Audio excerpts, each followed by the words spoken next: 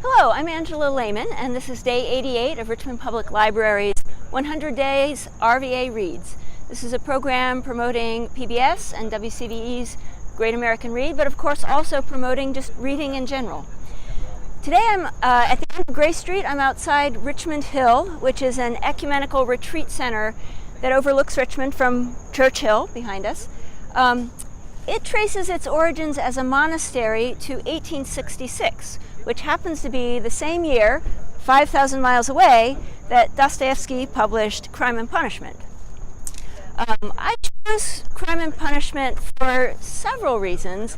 I read it this past winter because a couple years ago I started on this irregular project called Read a Bleak Russian Novel Over Winter Break. And I started with Anna Karenina, and it exceeded my expectations. It was amazing. And so I thought, okay, that was Tolstoy, so I thought, okay, now I need to move to Dostoevsky. So I chose Crime and Punishment. And I also chose it today because later today at the Richmond Public Library, the main library, there is a chamber music program focused on the music of the Russian composer Shostakovich, who a 20th century composer, but Dostoevsky was one of his top 3 favorite authors. But ultimately, I chose this book because my favorite books are those that have complex and surprising characters, and Crime and Punishment is full of complex characters. The central character in this book is Raskolnikov, and he is disgusting. He's neurotic, he's hostile, he's egocentric, he's filthy, he's self-defeating, he's totally unlikable. And as the novel begins, he's planning to murder his pawnbroker and steal her money. And so, like 44 pages in, you are just thoroughly repulsed by this guy. Except that you also see how much he loves his mother and his sister, but he's trying to use their needs to justify this murder. So he's just like outright arrogant, disgusting person. But then you get to this scene. So I'm going to read a scene. Raskolnikov is wandering around the streets of St. Petersburg. He's disturbed, he's thinking about things, and then this incident happens.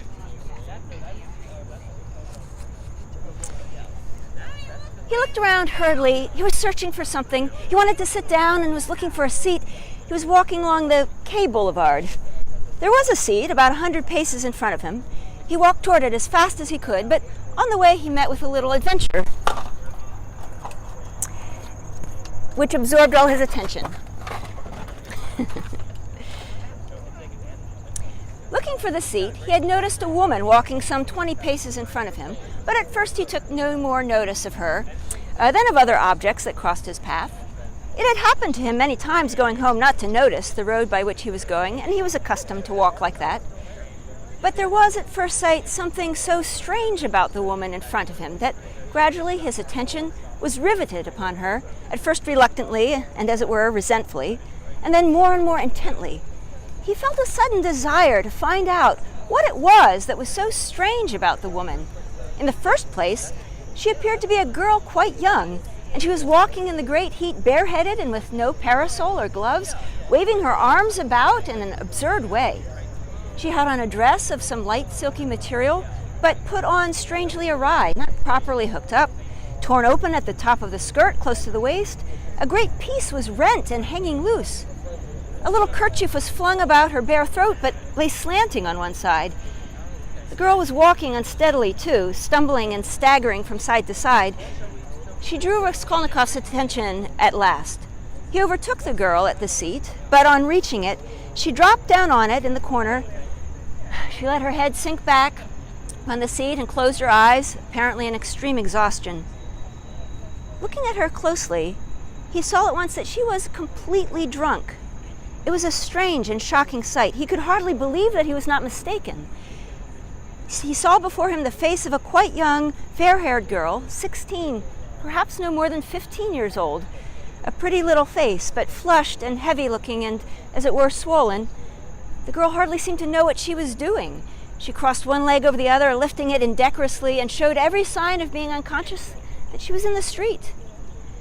Raskolnikov did not sit down, but he felt unwilling to leave her and stood facing her in perplexity. This boulevard was never much frequented, and now at 2 o'clock in the stifling heat it was quite deserted. And yet, on the further side of the boulevard, about 15 paces away, a gentleman was standing on the edge of the pavement. He too would apparently have liked to approach the girl with some object of his own. He too had probably seen her in the distance and had followed her, but found Raskolnikov in his way. The gentleman looked angrily at him, though he tried to escape his notice, and stood impatiently biding his time till the unwelcome man in rags should have moved away. His intentions were unmistakable. The gentleman was a plump, thickly set man, about 30, fashionably dressed, with high color, red lips and mustaches. Raskolnikov felt furious. He had a sudden longing to insult this fat dandy in some way. He left the girl for a moment and walked towards the gentleman. "Hey, you Svidrigaïlov, what do you want here?" he shouted, clenching his fists and spluttering with rage. "What do you mean?" the gentleman asked sternly, scowling in haughty astonishment. "Get away, that's what I mean!" "How dare you, you low fellow!" He raised his cane. Raskolnikov rushed at him with his fists, without reflecting that the stout gentleman was a match for two men like himself. But at that instant someone seized him from behind, and a police constable stood between them. "That's enough, gentlemen. No fighting in public, please. What do you want?" "Who are you?" he asked Raskolnikov sternly, noticing his rags. Raskolnikov looked at him intently. He had a straightforward, sensible face, soldierly face with gray mustaches and whiskers. "You are just the man I want!" Raskolnikov cried, catching at his arm. "I am a student, Raskolnikov. You may as well know that too," he said, addressing the gentleman. "Come along, I have something to show you." And taking the policeman by the hand, he drew him towards the seat. "Look here, hopelessly drunk, and she has just come down the boulevard. There's no telling who and what she is. She does not look like a professional. It's more likely she has been given drink and deceived somewhere for the first time. You understand? And they've put her out into the street like this. Look at the way her dress is torn and the way it has been put on. She has been dressed by somebody. She has not dressed herself. She's been dressed by unpracticed hands, by man's hands. That's evident.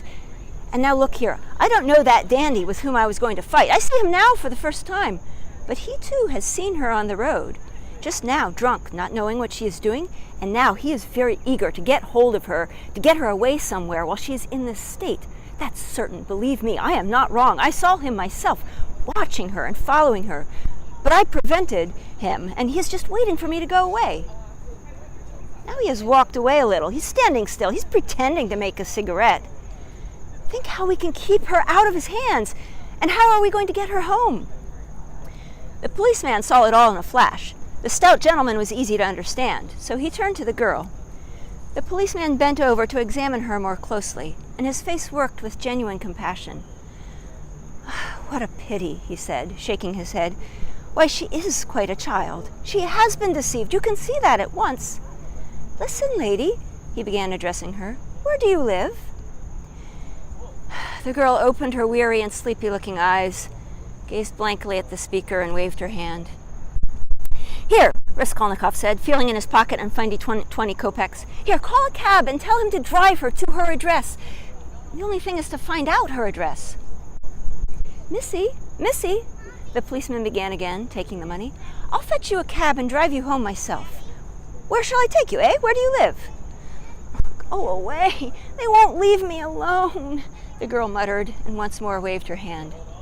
"Oh, how shocking! It's shameful. Missy, it's a shame." He shook his head again, shocked, sympathetic, and indignant.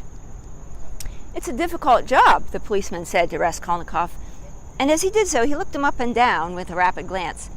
He too must have seemed a strange figure, dressed in rags and handing him money. "Did you meet her far from here?" he asked. "I tell you, she was walking in front of me, staggering here in the boulevard. She only just now reached the seat and sank down on it." The shameful things that are done in the world nowadays. God have mercy on us. An innocent creature like that, drunk. She has been deceived, that's a sure thing. See how her dress has been torn, too. The vice one sees nowadays. Likely as not she belongs to gentlefolk. Poor ones, maybe. There are many like that nowadays. She looks refined, as though she were a lady. And he bent over her once more. Perhaps he had daughters like that, looking like ladies and refined, with pretensions to gentility and smartness. The chief thing is, Raskolnikov persisted, is to keep her out of this scoundrel's hands. Why should he outrage her? It's as clear as day what he is after. The brute! He's not moving off! Raskolnikov spoke aloud and pointed to him. The gentleman heard him and seemed about to fly into a rage again, but thought better of it, and confined himself to a contemptuous look. He then walked slowly another 10 paces away, and again halted. "Keep her out of his hands, we can," said the constable thoughtfully. "If only she'd tell us where to take her. But as it is, Missy! He bent over her once more. She opened her eyes fully all of a sudden, looked at him intently, as though realizing something, got up from the seat and walked away in the direction from which she had come. "Oh, shameful wretches! They won't leave me alone," she said, waving her hand again. She walked quickly, though staggering as before. The dandy followed her, but along another avenue, keeping his eye on her. "Don't be anxious. I won't let him have her," the policeman said resolutely, and he set off after them. "Ah, the vice one sees nowadays," he repeated aloud, sighing.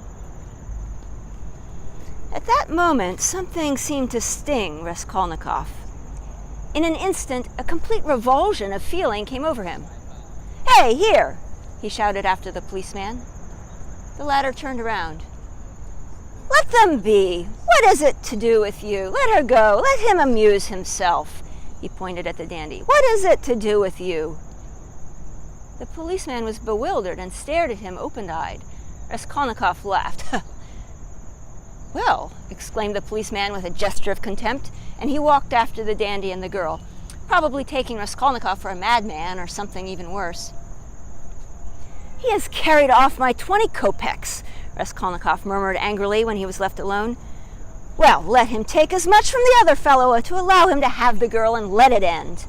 Why did I want to interfere? Is it for me to help? Have I any right to help? Let them devour each other alive. What is it to me? How did I dare to give him 20 kopecks? Were they mine?" In spite of these strange words, he felt very wretched. He sat down on the deserted seat. His thoughts strayed aimlessly. He found it hard to fix his mind on anything at that moment. He longed to forget himself altogether, to forget everything, and then to wake up and begin life anew.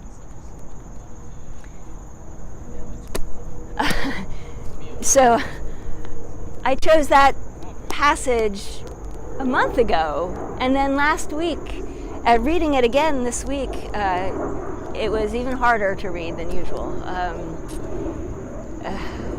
But anyway, people are complex. Sometimes it's good that they're just in the pages of books. But I highly recommend this book. Raskolnikov, as you see, can change character in a paragraph. And throughout this book, I really was turning pages to see how it would all end, and I'm not going to tell you.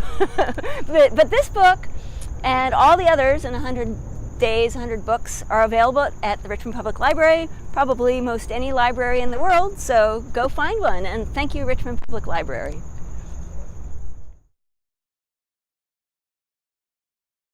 This book, it was fascinating because it does present a really wretched picture of life in St. Petersburg in the 1860s. There's a mix of politics. There's not too much politics of the time, but sort of there is. I mean, one of the things that is wrong with, or one of the things going on in his head is that he imagines himself sort of like Napoleon, and that great men can do whatever they want because by being great, they can use the ends to justify the means. And meanwhile, on the streets, people are just desperate on the streets of St. Petersburg, desperately poor, desperately hungry, desperately abusive and drunk, and looking for something to make life worth living. So this is a political novel in many ways. And the works that will be read later today at the library as part of the chamber music program, which combines words and music, those are also very political, because the theme of the program is Shostakovich and war. There's actually another piece on the program, a clarinet quartet, written by the clarinetist who will be there, Brian Crumpler. And I didn't realize this till earlier this week, but he was inspired by research he had done about the Chinese Revolution and the women who fought on the communist side, the Red Detachment. So I haven't looked into that, but the whole theme of the program is very political. And it was fun. It was interesting choosing works, because I chose a work called a novel called Ceremony by Leslie Marmon Silko, which gives a post-World War II perspective. The central character is a Pueblo American, a young vet who comes back suffering intensely from PTSD, and then also suffering from the lack of opportunities, lack of good health care, poverty on the Laguna Reservation. So there's that. And Shostakovich's quartet was written kind of in response to World War II, written right after the war. So there's that from different perspectives. And then the other two works, one of them is an excerpt from the letters of George Jackson, who's a political prisoner in the 60s and 70s. And he was arrested for something he didn't do, sentenced to 1 year to life, and never let out on parole. He was in prison until he was murdered by a prison guard in 1971. But from the period of like 64 to 70, his letters were collected. And you can see him becoming increasingly passionate about leading a black revolution. He does a lot of studying of philosophy and politics and languages. And so there's an excerpt from one of his letters that's, I think, incredible. Like, everybody should read this book, Soledad Brother. Anyway, the beautiful writing and highly political, but also just gorgeous writing. So, and then here's another link. After George Jackson was shot, and the prison officials were emptying out his cell, they found a pad of paper with a poem written on it. And it sounded like something he would write. And so many people assumed it was his, and it was published in, I believe, a Black Panther publication. And then later somebody said, no, wait a minute, this is actually the poem by Sameh al-Kazem, who's a Palestinian writer. And George Jackson had been studying the Palestinian freedom struggle, and had either translated or had gotten a translation of one of these poems. So for a while they were kind of like the same person. They shared the identity. So also today at the program we'll have several poems by al-Kazem, who died in 2014 just in Palestine. But I like finding these connections, and then tying them in with the music was fun too, because this piece it's a string quartet. It has 5 movements, and the center one is just very agitated, and it kind of makes a bridge between the darker or the stranger outer movements. There's just a lot going on in the music, so it was fun to find pieces that kind of could lead out of and into them. I love that, because I don't think that.